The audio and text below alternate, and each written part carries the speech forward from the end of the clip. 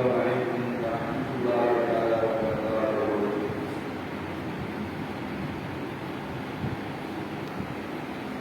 نحمده ونستعينه ونستغفره ونعوذ بالله من شرور أنفسنا ومن سيئات أعمالنا. من يهده الله فلا مضل له ومن يضلل فلا هادي له. ونشهد أن لا إله إلا الله وأشهد أن محمدا عبده ورسوله. أما بعد أوصيكم عباد الله وإياي أولا بتقوى الله.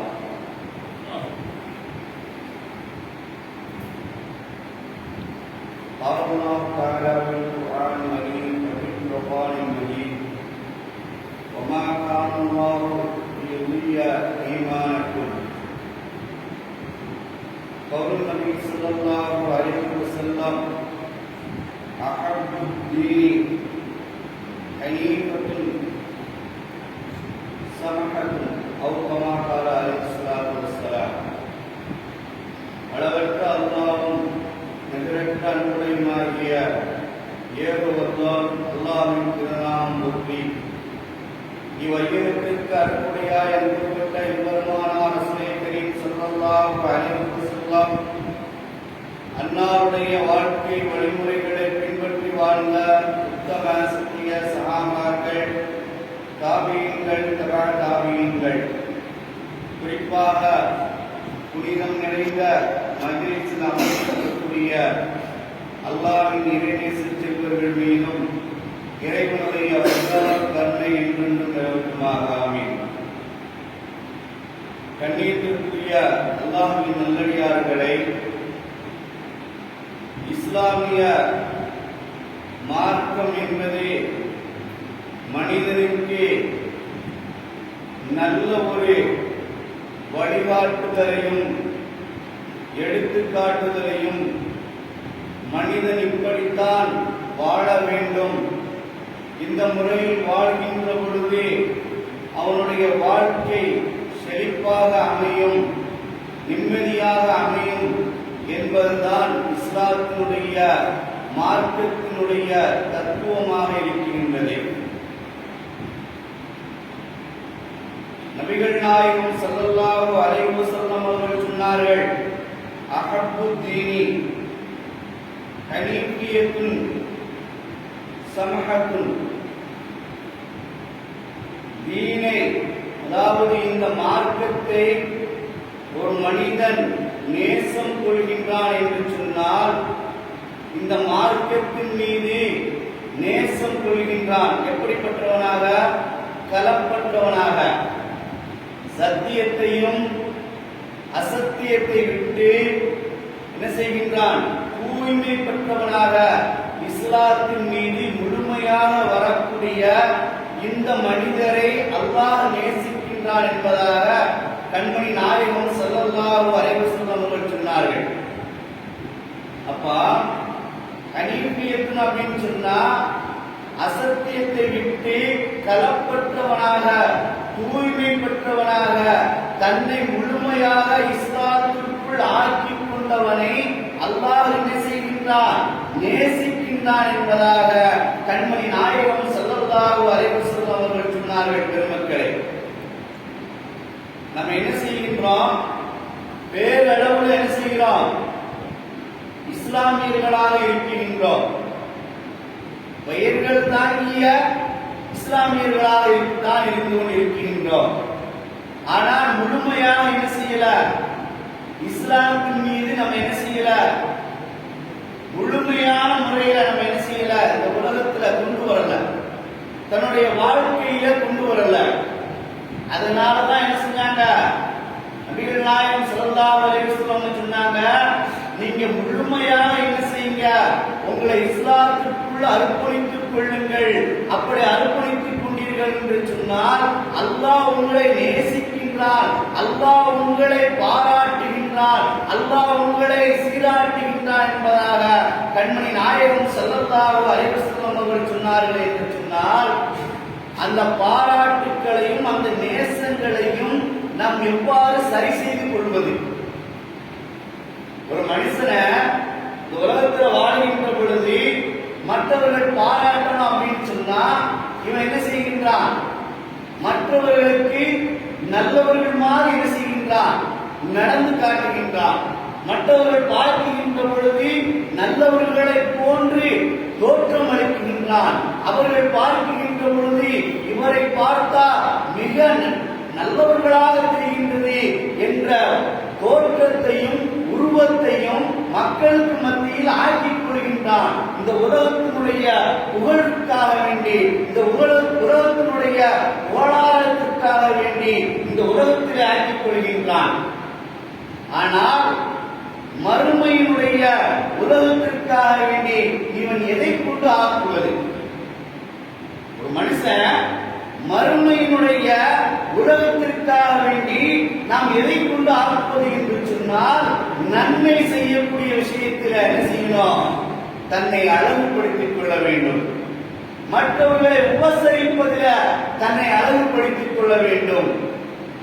ஒரு விஷயம் வருகிறது என்று சொன்னால், நமக்கும் நம்முடைய சகோதரனுக்கு ஏதாவது ஒரு பிரச்சனை என்று சொன்னால் அந்த பிரச்சனை தீர்வு கண்டு அதில் அழகுபடுத்திக் கொள்ள வேண்டும்.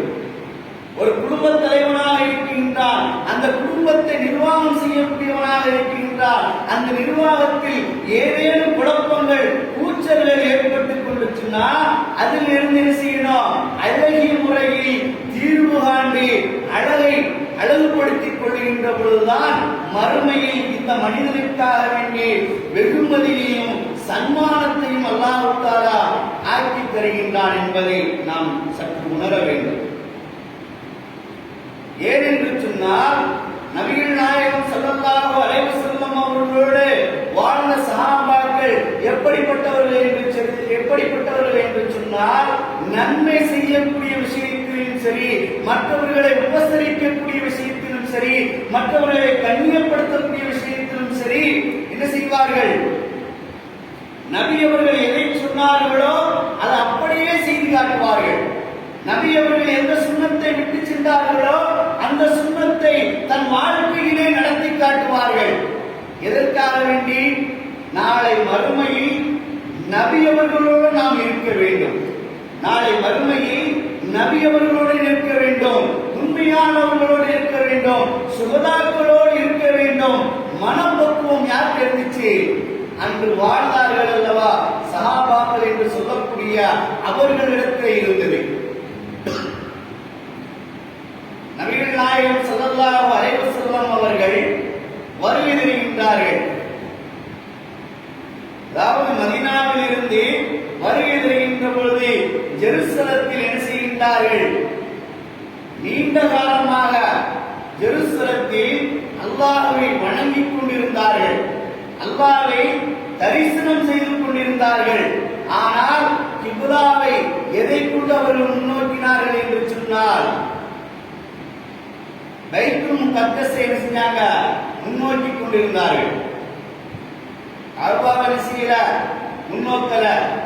எதனால?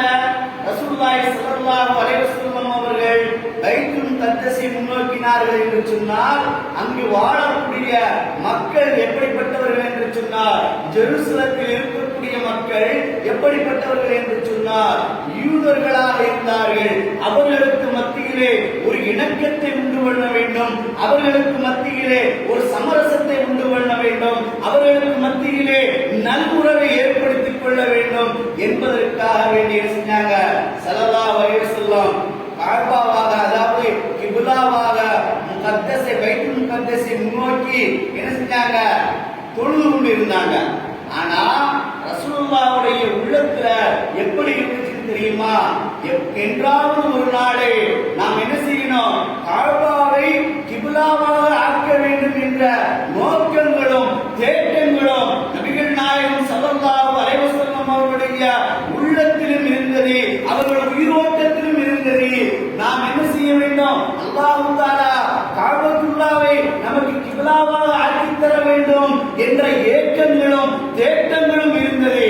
ஆனால் பைத்துல் முகத்தஸை கண்மணி நாயகம் ஸல்லல்லாஹு அலைஹி வஸல்லம் அவர்கள் கிட்டத்தட்ட 16 வருடங்களாக 16 மாதங்களாக நோக்கினார்கள். 16 மாதங்களாக தொழுது கொண்டிருந்தார்கள். ஒரு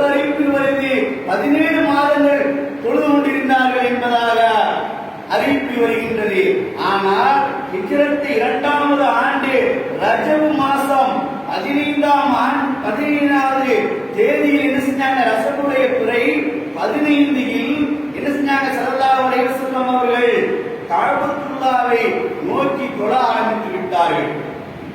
பைத்துல் முகத்தஸை விட்டு கஅபத்துல்லாவை நோக்கி நபிகள் நாயகம் ஸல்லல்லாஹு அலைஹி வஸல்லம் அவருடைய தேட்டங்களும் நாட்டங்களும் எப்படி இருந்ததோ அதை போன்று ஸல்லல்லாஹு அலைஹி வஸல்லம் என்ன செஞ்சாங்க? முதல்ல கஅபத்துல்லாவை தொழுகை என்ன என்று தெரியுமா? கஅபத்துல்லாவை நோக்கி அஸ்ர் தொழுகையை தொழுதார்கள். அப்ப அஸ்ர் தொழுகையை தொழுதார்கள் என்று சொன்னால் அல் குர்ஆன் ஷரீஃபில் அல்லாஹ் தஆலா குறிப்பிடுகிறார், வமா கானல்லாஹு லியுதிய ஈமானக்கும். அல்லாஹ் குறிப்பிடுகிறார் இந்த ஆயத்துல ஸல்லல்லாஹு அலைஹி வஸல்லம் என்ன செஞ்சாங்க? பைத்துல் முகத்தஸை 16 மாதங்களாக தொழுதார்கள் கிப்லாவாக.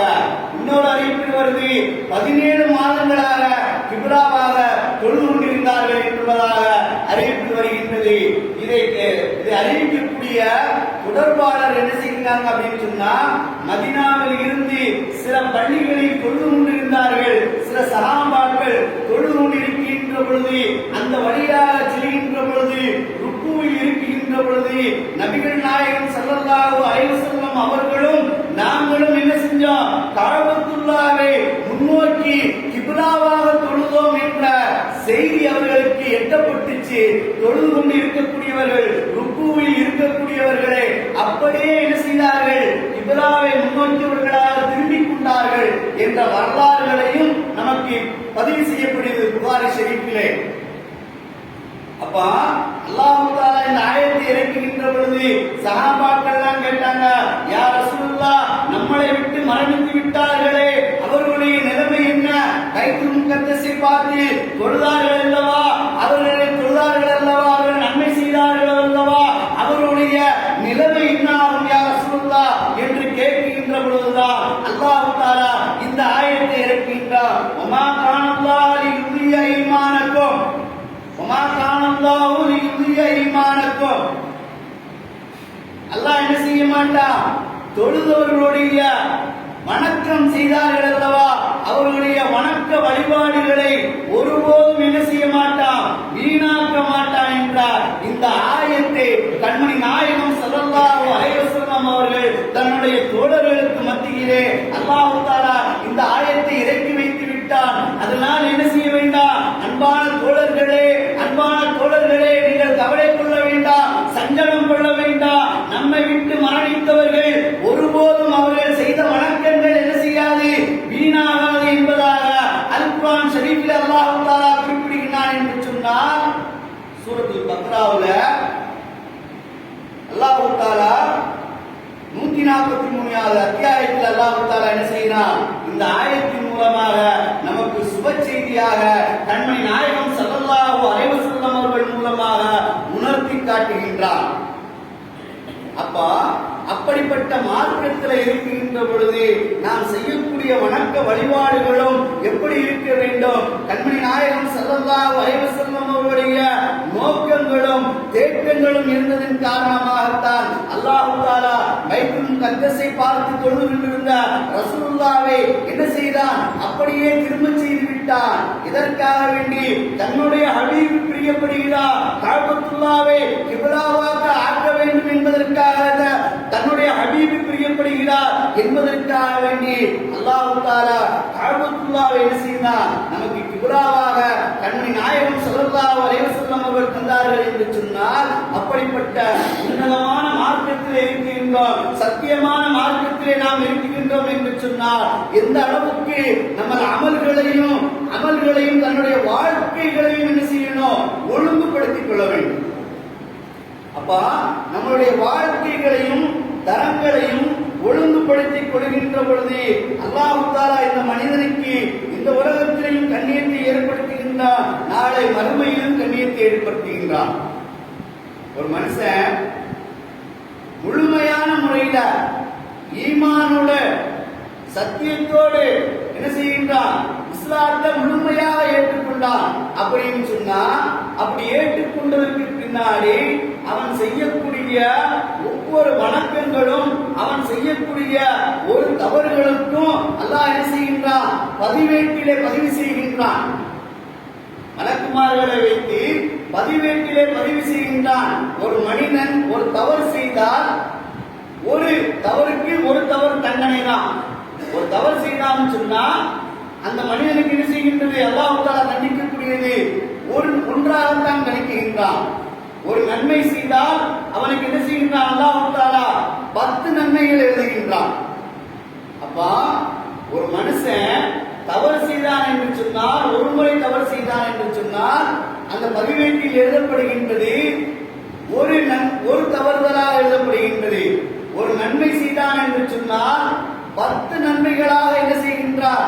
அல்லாஹ் தஆலா எழுதுகிறான் என்று சொன்னால் எதன் காரணமாக? தன்னை ரப்பாக ஏற்றுக்கொண்டான், தன்னுடைய நபியை தூதுவராக ஏற்றுக்கொண்டான், சட்டதிட்டங்களை அனைத்தையும் என்ன செய்கின்றான்? இந்த உலகத்தில் வாழ்கின்ற பொழுது முழுமையான முறையில் ஏற்றுக்கொண்டு விட்டான். அப்படிப்பட்ட மனிதனுக்கு வெகுமதியாக அல்லாஹ் தஆலா 10 மடங்கு நன்மைகளை வாரி வழங்குகின்றான் என்று சொன்னார். அந்த 10 மடங்கு நன்மைகளை நான் பெறுவதற்கு இந்த உலகத்தில் என்ன செய்கின்றோம்? சற்று சிந்திக்க கடமைப்பட்டிருக்கின்றோம். இந்த உலகத்துல வாழ்கின்ற பொழுது நபிகள் நாயகம் ஸல்லல்லாஹு அலைஹி வஸல்லம் அவர்கள் ஏற்படுத்திவிட்ட அந்த சுன்னத்தை தன்னுடைய வாழ்க்கையில கொண்டு வராமா, அல்லது நபி அவர்கள் எதை தடுத்தார்களோ அதையெல்லாம் ஒதுக்கிவிட்டு தன்னுடைய வாழ்க்கையில கொண்டு வராமா, எதெல்லாம் அனாச்சாரம் என்று சொல்லப்பட்டிருக்கின்றதோ அதையெல்லாம் விட்டு ஒதுக்கிவிட்டு இஸ்லாத்திற்குள்ளே நாம் என்ன செய்கின்றோம்? முழுமையான முறையில நம்ம வந்திருக்கிறோமா அப்படின்னு சொல்லி என்ன செய்யணும்? நம்முடைய உள்ளத்துல என்ன செய்யணும்? கை வைத்து நம்ம என்ன செய்யணும்? நினைச்சு பார்க்கணும். நம்ம என்ன செய்கின்றோம்?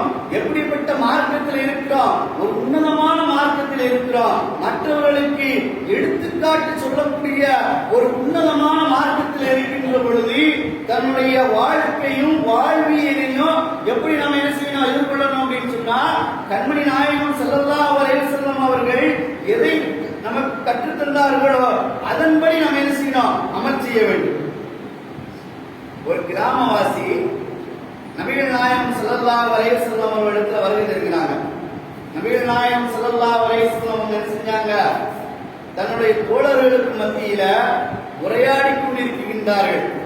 அந்த உரையாடி கொண்டிருக்கின்ற சமயத்துல ஒரு கிராமவாசி வர்றாங்க. யா ரசூலுல்லாஹ், நாங்களே என்ன செய்கின்றோம்? முழுமையான முறையில இறைவனை வணங்குகின்றோம்.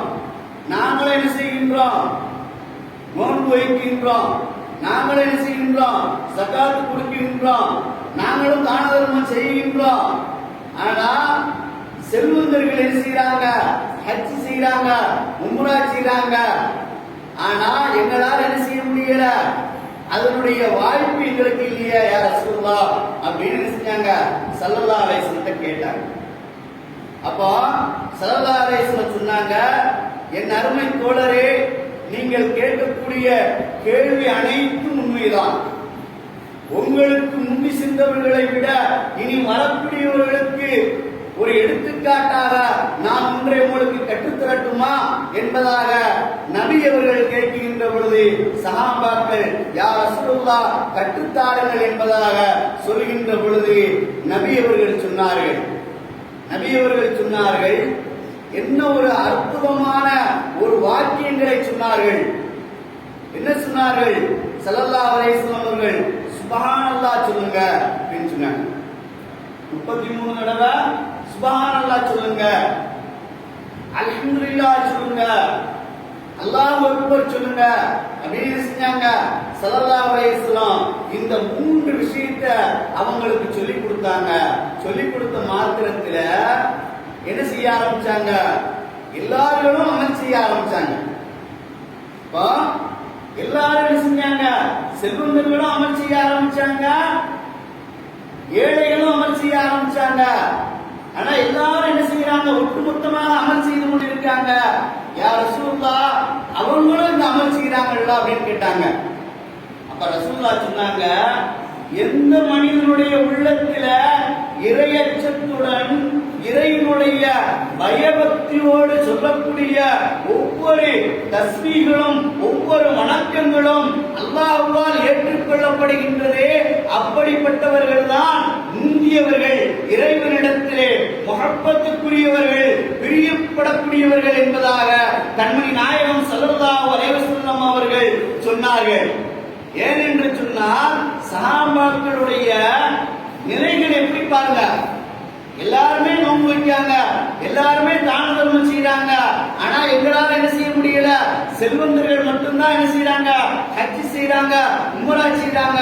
அதற்கு ஈடாக நாங்க என்ன செய்வது யார் ரசூலுல்லாஹ் என்று கேட்கும் பொழுது ஸல்லல்லாஹு அலைஹி வஸல்லம் என்ன செஞ்சாங்க?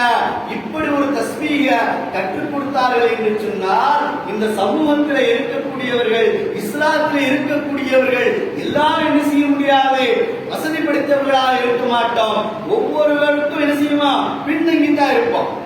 சிலர்கள் என்ன செய்வாங்க? மேலோங்கி இருப்பாங்க, சிலர்கள் நடுத்தரமாக இருப்பாங்க, சிலர்கள் அதை விட கம்மியாக இருப்பாங்க. அவர்களுக்காக வேண்டி கண்மணி நாயகம் ஸல்லல்லாஹு அலைஹி வஸல்லம் இப்படி ஒரு தஸ்பீஹ இந்த சமுதாயத்திற்கு கற்றுக் கொடுத்தார்கள் என்று சொன்னால் எப்படிப்பட்ட ஒரு சமுதாயமாக நாம் இருக்கிறோம் அப்படிங்கறத நம்ம என்ன செய்யணும்? தன்னுடைய வாழ்க்கையில விளங்கி என்ன செய்யணும்? அமல் செய்ய வேண்டும். அந்த உலகத்துல நம்ம தொழுகிறோம். அல்லாஹ் சொல்றான் இல்லையா?